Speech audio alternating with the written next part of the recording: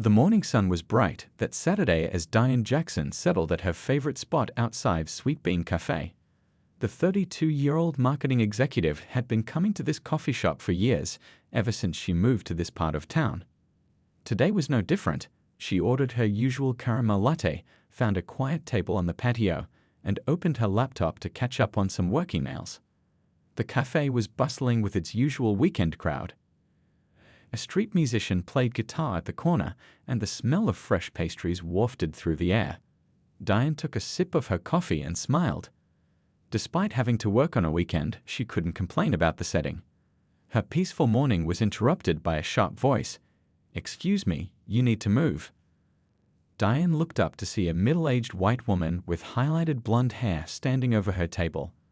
The woman wore expensive-looking sunglasses pushed up on her head and clutched a designer handbag. "I'm sorry?" Diane asked, genuinely confused. "This is my table." "I'd always sit here on Saturdays," the woman said, her lips pressed into a thin line. "There are plenty of other places for you to sit." Diane glanced around. The patio had at least 4 empty tables. She had been sitting here for almost 30 minutes already, and her belongings were spread out. "I'm already settled here," Diane explained calmly. "But those tables over there are free if you'd like to sit down." The woman's face hardened. "Look, I don't think you understand. I'm a regular here. I've been coming to this coffee shop for years, and everyone knows this is my spot. I always have my Saturday book club meeting here." Diane noticed there was no reserved sign on the table, and the woman was alone, no book club in sight. She took a deep breath. "I'm a regular too. I've been coming here for 3 years now. The tables aren't reserved as far as I know." The woman leaned in closer, her voice dropping to a harsh whisper. "People like you always think you can just show up and take what isn't yours. This isn't your neighborhood." The words hit Diane like a slap. She felt her cheeks grow warm as nearby customers began to turn their heads toward the commotion. "Excuse me," Diane said, her voice steady despite her racing heart. "What exactly do you mean by people like me?" "You know exactly what I mean," the woman snapped, loud enough for others to hear.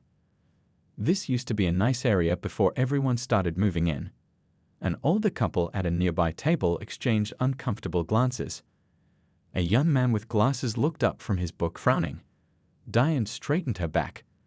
"I'm a paying customer, just like you." She reached for her receipt on the table. "I've been here for half an hour already." The woman scoffed. "Anyone can get a receipt. For all I know, you found that in the trash."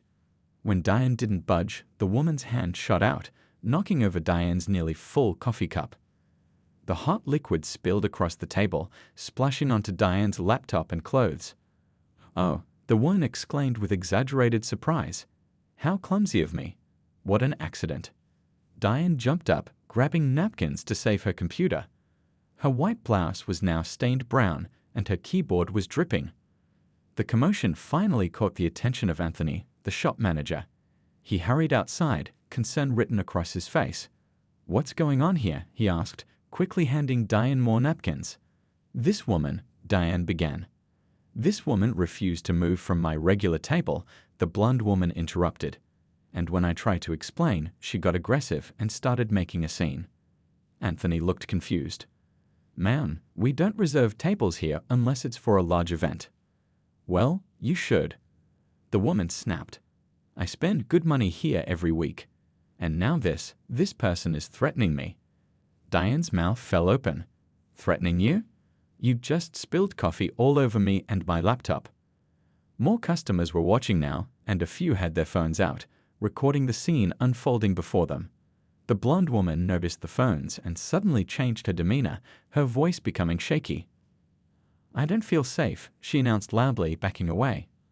"I'm calling the police." The blonde woman stormed away from the table, fishing her phone from her designer purse. Diane stood there, coffee dripping from her blouse, trying to salvage her laptop with napkins Anthony had provided. Her hands were shaking slightly, but she was determined not to show how rattled she felt. "I'm so sorry about this," Anthony said quietly. "I've never seen that woman act like this before." He hesitated. "Though I don't actually recognize her as a regular, despite what she claims." A young woman from the next table came over with more napkins. I recorded what happened, she said, showing her phone to Diane, just in case you need it later. Thank you, Diane replied, genuinely touched by the gesture. Anthony disappeared briefly into the cafe and returned with a fresh latte and a towel. On the house, he insisted, and I can bring you a hairdryer from the back for your laptop if you think it would help. While Diane was drying her computer, the blonde woman paced near the cafe entrance, phone pressed to her ear. Though she was trying to keep her voice down, her words carried across the patio. Yes, I need police assistance immediately, she was saying, her voice trembling with fake distress. I'm being harassed at Sweet Bean Cafe on Maple Street. She paused, listening. No, I don't feel safe. This woman won't leave me alone and is being incredibly aggressive. Diane couldn't believe what she was hearing. The woman was completely twisting the story. She noticed more people had their phones out now, recording the scene discreetly. She's still watching me, the blonde woman continued, casting fearful glances toward Diane that seemed rehearsed. I just wanted to sit at my usual table, and she exploded at me. I'm scared she might get physical. The older couple who had witnessed everything exchanged looks of disbelief. The man stood up and approached Anthony. We saw the whole thing, he said firmly. That woman is lying through her teeth. Anthony nodded. I know. We have security cameras too. The blonde woman finished her call and strutted back toward the seating area, a smug expression replacing her previously frightened one. She stopped a few feet from Diane's table. The police are on their way, she announced loudly. They take these situations very seriously. You can't just threaten people and expect to get away with it. Diane took a deep breath, trying to stay level-headed. I never threatened you. You knocked over my coffee and ruined my laptop. Everyone here saw what happened. It'll be your word against mine, the woman sniffed, adjusting her designer sunglasses. And we both know who they'll believe. A man sitting nearby couldn't stay quiet any longer. Actually, it'll be your word against about 15 witnesses and at least 6 videos. The blonde woman's head snapped in his direction. Mind your own business. Nobody asked you. You made it everyone's business when you started causing a scene, he replied calmly. Diane pulled out her own phone. If the police were really coming, she wanted to document everything herself too. She started recording. Could you please state again why you're calling the police? She asked the woman. Put that away. The blonde woman snapped, suddenly shielding her face with her hand. You don't have my permission to record me. This is a public place, Anthony interjected. And as the manager, I'm allowing it on our property. The woman's face contorted with rage. You're all ganging up on me. This is ridiculous. A few minutes of tense waiting followed. Diane used the time to check if her laptop was still working. Thankfully, it seemed mostly fine, though her keyboard was sticky from the spilled coffee. Finally, a police cruiser pulled up outside the cafe. 2 officers stepped out, a tall black man and a shorter white woman. The blonde woman's eyes widened slightly at the sight of the black officer, but she quickly composed herself and hurried toward them.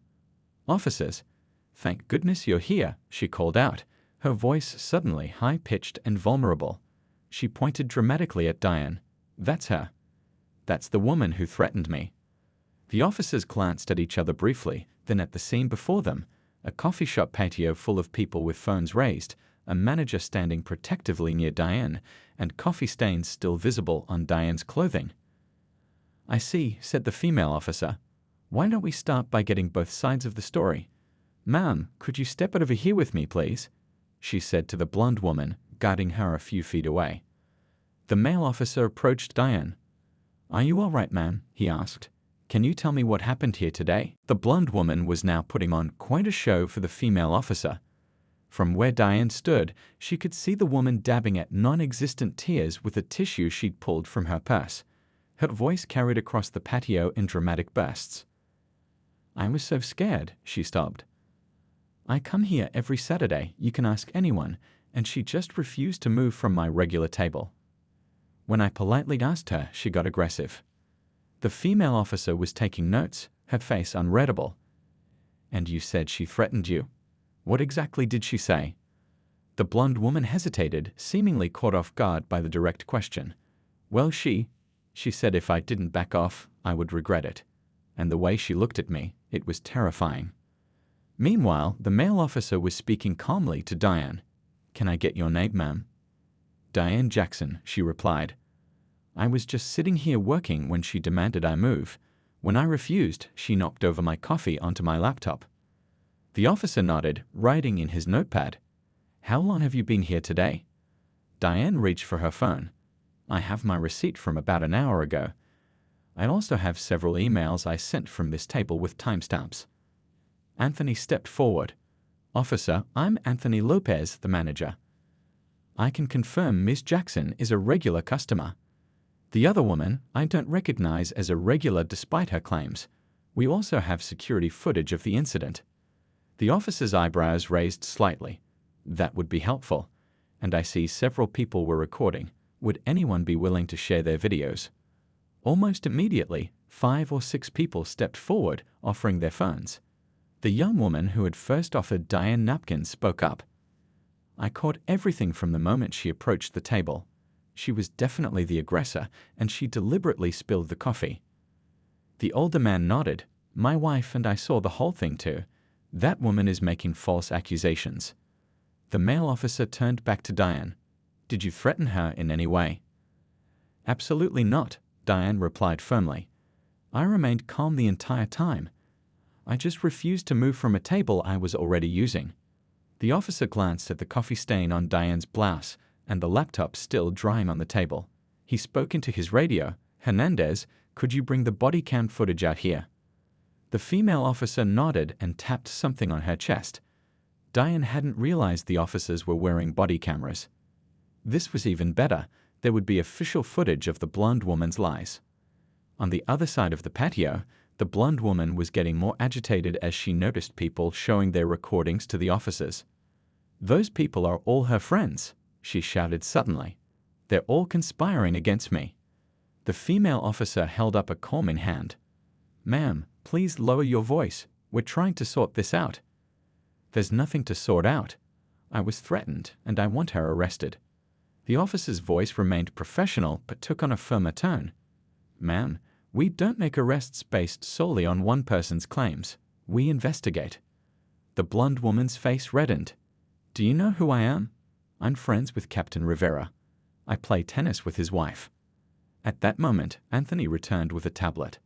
"Officers, I've pulled up the security footage. You can see everything clearly." Both officers watched the video, occasionally glancing up at the blonde woman, whose composure was visibly cracking. The male officer nodded to his partner, and they conferred briefly in hushed tones.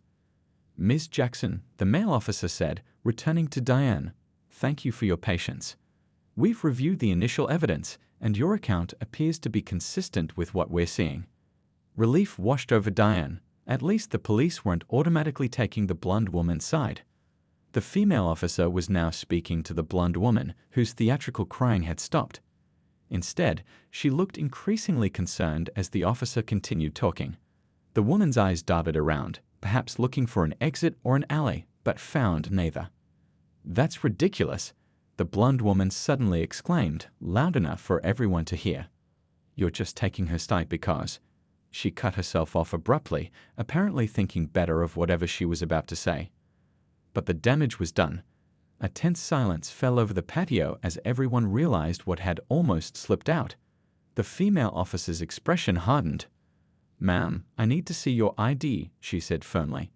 "Filing a false police report is a criminal offense in this state." The blonde woman's face drained of color. For the first time since the ordeal began, she seemed to realize she might be in actual trouble. The blonde woman fumbled through her designer purse, her hands shaking slightly as she searched for her ID.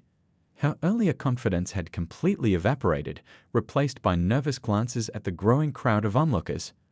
"This is ridiculous," she muttered. "I'm the victim here." Officer Hernandez remained firm. "Your ID, please, ma'am." Finally, the woman produced a driver's license and reluctantly handed it over. The officer examined it carefully. "Patricia Wilson," she read aloud, jotting down the information in her notepad. Patricia shifted uncomfortably from one foot to the other. "Are you writing me a ticket? For what?" "Being harassed at a coffee shop." Officer Hernandez didn't answer immediately. Instead, she walked over to her partner, who was still reviewing video footage with Anthony and several witnesses. They spoke quietly, occasionally glancing toward Patricia, who grew visibly more anxious with each passing moment. Diane remained seated at her table, trying to focus on drying her laptop. An older woman approached her with a sympathetic smile. "You've handled this with such grace," she said quietly. "I don't think I could have stayed so calm." Diane managed a small smile. Years of practice, unfortunately. The male officer, whose nameplate read Officer Taylor, returned to speak with Diane. "Ms. Jackson, we've reviewed several videos of the incident, including the security footage. Your account matches what we're seeing." He paused, looking genuinely apologetic. "I'm sorry you had to go through this today." Diane nodded, appreciating his acknowledgement. "What happens now?" "We're still sorting that out," Officer Taylor replied. "But I want to assure you that we take false reports very seriously." Across the patio, Patricia had overheard this exchange and suddenly changed tactics. Her voice became sugary sweet as she addressed Officer Hernandez. "Listen, I think there's been a big misunderstanding," she said, attempting a friendly laugh. "Maybe I overreacted a bit. You know how it is these days, everyone's so on edge. I got confused about which table was my regular spot. We could just forget the whole thing, right?" Officer Hernandez's expression remained professional but unmoved. "Ms. Wilson, you called 911, claiming you were being threatened. You told me explicitly that Ms. Jackson verbally threatened you. The evidence we've gathered contradicts that completely." Patricia's smile faltered. "Well, I felt threatened. That's not the same as making it up. You also claimed to be a regular customer with a reserved table, which the manager has confirmed is untrue," Officer Taylor added, rejoining the conversation. "And the deliberate spilling of coffee on Ms. Jackson's property could be considered property damage." Patricia's face reddened. "It was an accident." "4 different videos show you deliberately knocking over the cup," Officer Taylor said calmly. "That's not an accident." A small crowd had gathered around them now, many still recording with their phones. Patricia suddenly seemed to realize how public her humiliation had become. "Are you all enjoying this?" she snapped at the onlookers. "Don't you have anything better to do?" Nobody moved. A young man with glasses spoke up. "You tried to get an innocent woman in trouble with the police because she wouldn't give you her table. We're just making sure the truth comes out." Patricia turned back to the officers, lowering her voice. "Look, this is getting out of hand. I made a mistake, okay? Can't we just leave it at that?" Officer Hernandez shook her head. "Ms. Wilson, filing a false police report is a criminal offense. We have to document this incident properly. You're writing me a ticket." Patricia's voice rose in disbelief. "At minimum," Officer Taylor replied, though the district attorney could pursue more serious charges given the evidence. Patricia's composure completely collapsed. "But that will go on my record. I work in real estate, my reputation. Perhaps you should have considered that before calling 911 with false accusations," Officer Hernandez said, beginning to write on her citation pad. Anthony stepped forward. "Officers, I also wanted on record that Ms. Wilson is no longer welcome at this establishment. We have a strict policy against harassing other customers." Patricia's mouth fell open. "You're banning me. You can't do that." "As the manager, I absolutely can," Anthony replied calmly. "Sweet Bean Cafe has zero tolerance for the behavior you displayed today." Diane watched this unfold, feeling a complex mix of emotions. She wasn't happy about Patricia's distress, despite everything the woman had put her through. But she was deeply relieved that the truth had prevailed, and that the officers had taken the situation seriously. Officer Taylor returned to Diane's table one more time. "Ms. Jackson, we'll need your statement for our report. Would you be willing to come to the station later today, or would you prefer an officer visit you at home?" Diane thought about the officer's request for a moment. "I can come to the station this afternoon," she decided. "I'd like to get this properly documented." Officer Taylor nodded approvingly. "We'll be ready for you whenever you arrive. Ask for me or Officer Hernandez at the front desk." Meanwhile, Patricia was receiving her citation from Officer Hernandez.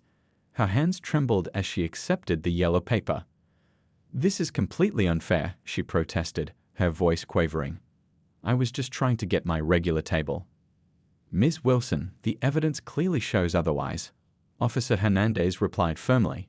You can contest this citation in court if you wish, but I should warn you that all this video evidence would be presented. The reality of her situation seemed to finally sink in for Patricia. Her shoulders slumped as she looked down at the citation. Across the patio, a woman who had been quietly recording everything approached Diane. She spoke softly so only Diane could hear. Hi, I'm Lisa Chen. I'm a reporter for the City Tribune. Would you be willing to talk about what happened here today? Stories like this need to be told. Diane hesitated. She hadn't expected this incident to become news. I'm not sure. Lisa nodded understandingly. No pressure. Here's my card if you change your mind. What happened to you matters, and people should know about it. Diane accepted the card, tucking it into her purse.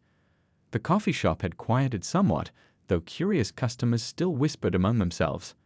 Anthony was busy cleaning up the spilled coffee and bringing Diane a fresh sandwich and drink on the house. Officer Taylor was now speaking with several witnesses, collecting contact information and brief statements. The older couple who had witnessed everything from the beginning insisted on providing their information. We saw everything, the woman told the officer. That lady had no right to treat anyone that way. We want to make sure the truth is known. Patricia noticed all this activity and seemed to grow more distressed. She approached Officer Hernandez again, lowering her voice. Isn't there anything we can do to handle this more privately? She asked. I'm on the board of the Lakeside Homeowners Association. My husband plays golf with Judge Richardson. This could really damage my standing in the community. Officer Hernandez's expression remained unmoved. Ms. Wilson, attempting to leverage personal connections is inappropriate. The law applies equally to everyone, regardless of their social standing. Patricia's face flushed with embarrassment and anger. She turned abruptly, nearly bumping into a young man who had been recording nearby. And you can stop filming me right now, she snapped. Public place, he replied simply, continuing to record. Patricia looked around desperately, perhaps seeking an ally, but found none. Everyone's sympathies clearly lay with Diane. With a frustrated huff, she grabbed her purse and headed toward the exit. This isn't over, she called back, though her voice lacked conviction. As Patricia pushed through the door, Anthony called after her, Remember, you're banned from this establishment, Ms. Wilson. Please don't return. The door swung shut behind her. Through the large front windows that could see Patricia storming toward a white luxury SUV parked nearby. She fumbled with her keys, dropped them, and had to bend awkwardly to retrieve them. Back inside, a spontaneous round of applause broke out. Diane felt her cheeks warm with embarrassment as several patrons came over to express their support. You handled that with such dignity, one woman said, patting Diane's shoulder. I got that whole thing on video, a college-aged student told her. If you need it for anything, just let me know. Officer Taylor returned to Diane's table one last time. We've got everything we need for now. Officer Hernandez and I will be heading back to the station, but we'll see you later today, Miss Jackson. Diane nodded, feeling a strange mix of emotions, exhaustion from the confrontation, gratitude for the support of strangers, and a lingering sadness that such incidents still happened at all. Anthony sat down across from her after the officers left. How are you holding up? That was intense. Diane managed a small smile. I'm okay. Thanks for standing up for me. Of course, Anthony replied earnestly. No one deserves to be treated that way, especially not one of our best customers. Later that afternoon, Diane walked into the police station, feeling slightly nervous despite knowing she'd done nothing wrong. The front desk officer directed her to a small interview room where Officers Taylor and Hernandez were waiting. Thank you for coming in, Ms. Jackson, Officer Taylor said, gesturing to an empty chair. This shouldn't take too long. Diane settled into the seat, placing her purse beside her. I want to make sure everything's properly documented. Officer Hernandez nodded approvingly. That's exactly what we want too. She placed a digital recorder on the table. Do you mind if we record your statement? Not at all, Diane replied. For the next 20 minutes, Diane recounted the morning's events in detail. The officers occasionally asked clarifying questions, but mostly let her speak uninterrupted. When she finished, Officer Taylor turned off the recorder. Ms. Jackson, I want you to know we're taking this very seriously, he said. Ms. Wilson has been cited for filing a false police report, but we're also discussing potential harassment charges with our supervisor. Is that really necessary? Diane asked. She didn't want this situation to spiral into something even bigger. It's important that people understand there are consequences for this kind of behavior, Officer Hernandez explained. Too often, these incidents get brushed under the rug. As they were wrapping up, there was a knock on the door. A tall man in a suit entered, introducing himself as Lieutenant Rodriguez. Ms. Jackson, I wanted to personally apologize for what you experienced today, he said, shaking her hand. Officers Taylor and Hernandez briefed me on the situation. I'd reviewed some of the video evidence myself. Diane was surprised by this level of attention. Thank you, Lieutenant. We've had similar incidents in this area recently, he continued carefully. People calling the police on black residents for simply existing in public spaces, when making a concerted effort to address this issue. Diane appreciated his candor. I'm glad to hear that. There's something else you should know, Lieutenant Rodriguez added. Several videos of the incident have already been posted online. They're gaining traction on social media. Diane's stomach tightened. What? Officer Hernandez pulled out her phone and showed Diane a Twitter post. The video already had thousands of views and hundreds of comments. Oh no, Diane whispered. She hadn't wanted to become an internet sensation. Unfortunately, once these things hit social media, they tend to spread quickly, Lieutenant Rodriguez said sympathetically. I wanted you to be prepared. Diane nodded, still processing this new development. What about Patricia Wilson? Does she know about this? We believe so, Officer Taylor replied. She's called the station twice already, demanding the videos be taken down. We've explained that we have no authority over social media content. As Diane left the police station, her phone buzzed with a text from an unknown number. It was Lisa Chen, the reporter from the coffee shop. Videos of your incident are going viral. Would really like to tell your side of the story properly. Please consider, no pressure. Diane stared at the message, unsure how to respond. She just wanted to put this whole thing behind her, but it seemed the internet had other plans. When she got home, Diane's roommate was waiting, eyes wide with surprise. Did you know you're all over Twitter? She asked, holding up her phone. Someone from the coffee shop recognized our address in your laptop sticker and messaged me. Diane sank onto the couch, suddenly exhausted. It's been quite a day. Her roommate sat beside her. Want to talk about it? As Diane recounted the morning's events, her phone continued buzzing with notifications. Friends had spotted her in the videos and were checking if she was okay. Her sister called, concerned after seeing the incident on Facebook. Should I just turn off my phone? Diane wondered aloud. Maybe for tonight, her roommate suggested. Give yourself a break. Just as Diane was about to power down her phone, an email notification caught her eye. The sender was P. Wilson Real Estate. The subject line read, Urgent. Please call regarding this morning. Diane's finger hovered over the notification. Patricia Wilson had found her email address. Now what? Diane stared at the email notification for a long moment, a finger hovering over the screen. Her roommate leaned over, eyes widening as she spotted the sender's name. Is that her? The coffee shop lady, she asked. Are you going to open it? With a deep breath, Diane tapped the notification. The email loaded quickly. Ms. Jackson, I urgently need to speak with you regarding this morning's unfortunate misunderstanding.